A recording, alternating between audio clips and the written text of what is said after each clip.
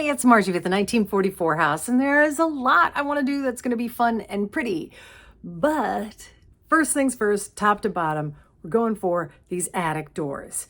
They need to be insulated. A little tip I found is that, when you see those little wispy spider webs, that's an indication that you got a pretty good draft going there. Wispy spider webs were all around my little attic doors. Not to mention when you pop those little doors open, if you see the insulation there, and if it's discolored, that's another indication that there's too much of a draft going. So here's what I'm gonna do. I am gonna be using double-sided tape. I'd seen where you could also use like a liquid nails. The only problem was you had to make sure that it was foam board okay. And I just couldn't find that easily in my hardware store. So double-sided tape it is.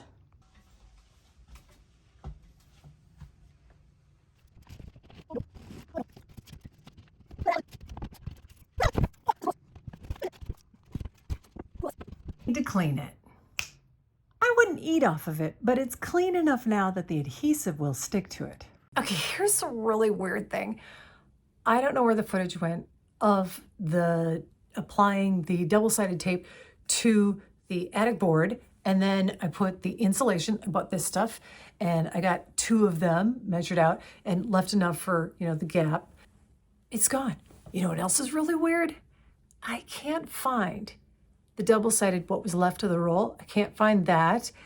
And I'm missing the little knife that I used to cut the board. Seriously?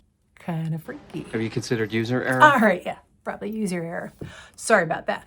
But another insulating tip that I did that was relatively cost effective is I went out and got, that window seal stuff you get? Yeah, this stuff. I went and put that along the rim of the attic opening, so when it came back down, it would sit nicely in there and it would prevent more airflow. But a big tip on that one, don't ever try to force those adhesive tapes. Don't try to, I'm going to stretch it real tight and put it on perfectly. That actually is more likely going to cause some tension and puckers, and you'll get air gaps. You're better off just letting it be on and letting it sit, just gently and carefully, nothing too strenuous, and it should work out great. And as long as I was upstairs, let's go into the bathroom. I had another attic entrance there, so I went ahead and did everything there the same as I did with the other one. Of course, I didn't film any of that because I figured, same thing. But I did have bathroom fans. This one, clearly dirty, needs to be cleaned. This one's scary because that light shouldn't do that. Something's up. This one, oh my goodness, it's like ridiculous. Hear how noisy it is? Not good. Gonna clean these guys. These things are actually surprisingly easy to disassemble. You're feeling for there'll be just one area where the clip is, and that if you press it in, the whole thing will come off. Then we have the problem. That light bulb. It may be small, but it has a big wattage. That's what she said. Gonna have to change that. Now this is the part that got a little bit tricky. There's basically one screw kind of holding all of that stuff in. And it took me a little off guard, but it's hand tightened. It's one of those bolt type twisty things. That's a technical term. And then it's just holding on by the wire that connects that light bulb. So you just unplug it.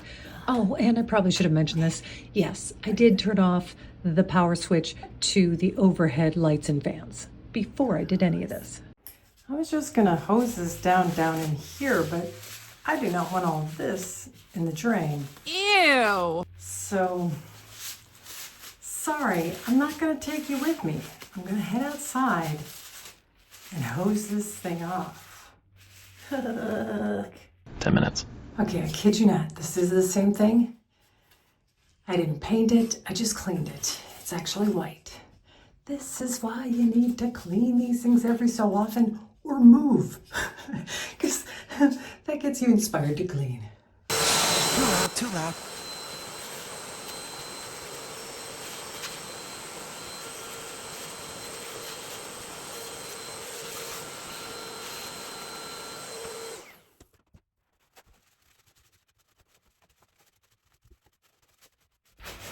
Now, technically, I should probably take this down and clean the motor housing better.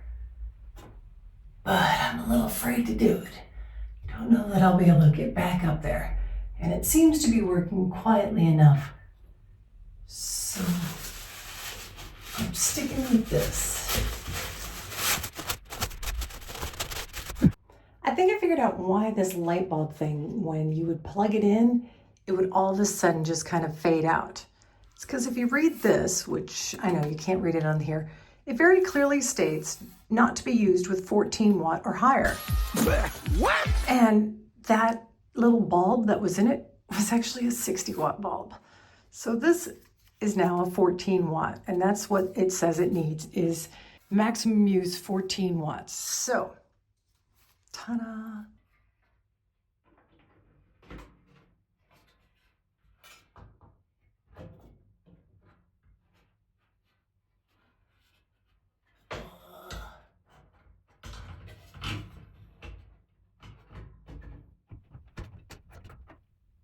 Wait a minute.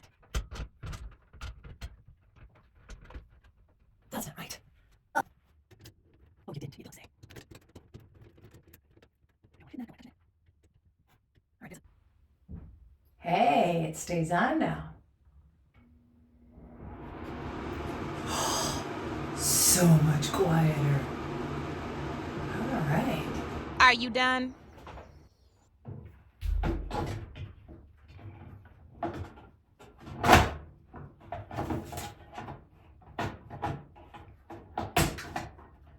There we go.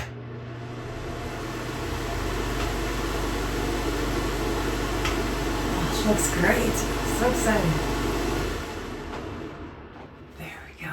So at this point in the video, I was going to go to my unboxing of my Dirt Devil upholstery cleaner that also works brilliantly on staircases, and it did.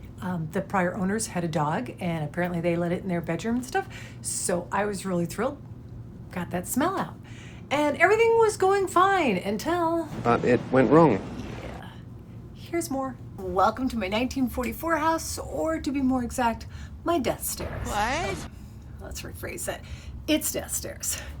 The reason they're called this is because the standard to code staircase that we have today is going to have a rise of about 7 inches, just a little bit more max. And a tread, it's going to be 10 inches. A little bit more would be nice, but at least 10 inches. This, not so much. Code length would be 7 inches. I think that's 18 centimeters. Well, it's not. It's more like 8. Which, okay, that just makes a higher rise means more muscles to get up and down it. Hit subscribe to receive no more fitness tips. Not the worst thing. Here's the worst thing. This should be 10. So if we had 10 inches, 25 centimeters, that's how far that stair should come out. But instead it's only coming out to 8, which is actually made worse because this has a bump out. So each one of these kind of kicks at your calves and makes it so you can't actually reach it. So technically, this is only a 7-inch tread. Now, what's the problem with the 7-inch tread? Good question. Well, this is my 7.5 shoe.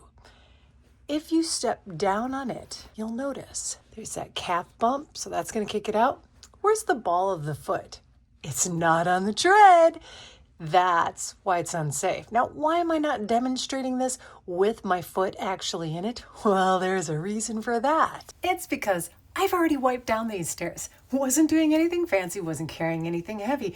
I was just wearing, I guess you'd say, slippery socks because they were nice and warm and thick. Yeah, I have now experienced the joy of trying to stand up from the floor when your right foot's broken and your left knee is all banged up. It's not fun. Oh, you poor thing. Yeah. You poor dumb anyway. thing. So, now, here's my thing.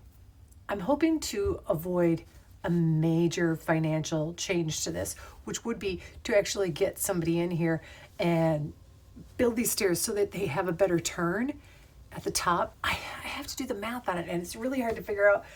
It's like 111 this way, and 104 high. And I don't know how to fix those stairs so that they would actually be a 7-inch rise with a 10-inch tread. And if I turned it, I think that would make it even easier. It could turn sooner because below this is the bathroom with really high ceiling in the shower area where it wouldn't even be noticed if we kind of cut into it. Lots to think about. Would love your advice on that. Also, I may already be doing this by the time you see this, but I'm thinking about taking the carpeting out. I feel like if I even just stay with these stairs, taking the carpet out, I could maybe get some non-slip treads, just, I don't know. I just think it might be a little safer. Then again though, the carpet, while it was slipperier, the carpet was softer to land on. Thoughts? I'd love to hear them. My apologies, not exactly the most flashy video here, but it's all part of the process. Coming up with the 1944 house on the asking spot, I'm gonna be doing the rest of the bedroom. And now we're starting to, mess with paint colors and whatnot and sort of putting some furniture in. I'm still kind of thrifting as I go. But click subscribe because once we get into the basement, It's wow. strange. There are some really great things about that basement. And then there's some really weird stuff happening. Should be fun. Hope you stick around for that and subscribe to see it all. Thanks so much for watching The Asking Spot.